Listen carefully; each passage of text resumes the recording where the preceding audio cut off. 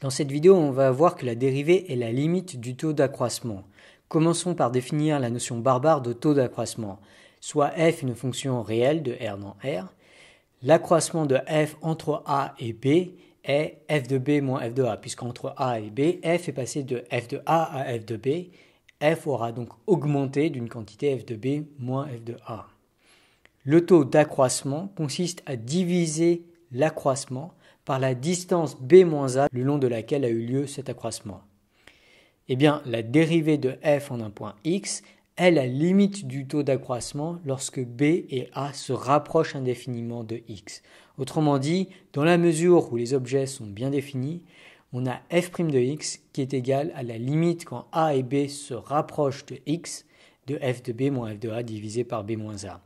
Alors, il se trouve que pour calculer cette expression, on n'a pas besoin en général de faire rapprocher a et b de x à la même vitesse. On peut par exemple directement ramener b en x, puis faire rapprocher a de x. Ça nous donne f' de x qui est égal à la limite quand a se rapproche de x lorsque b est déjà égal à x de f de b moins f de a divisé par b moins a. Et ça, si on remplace b par x, ça nous donne la limite quand a tend vers x de f de a moins f de x divisé par a moins x, qui est peut-être une formule que vous avez plutôt apprise.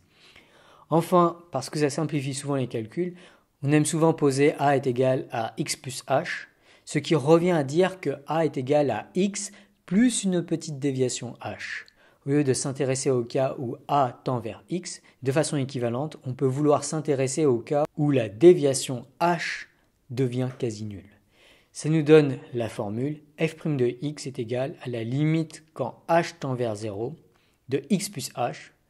Donc on a remplacé a par x plus h et la limite de a vers x par la limite de h vers 0, moins f de x divisé par a moins x, et a moins x c'est égal à h.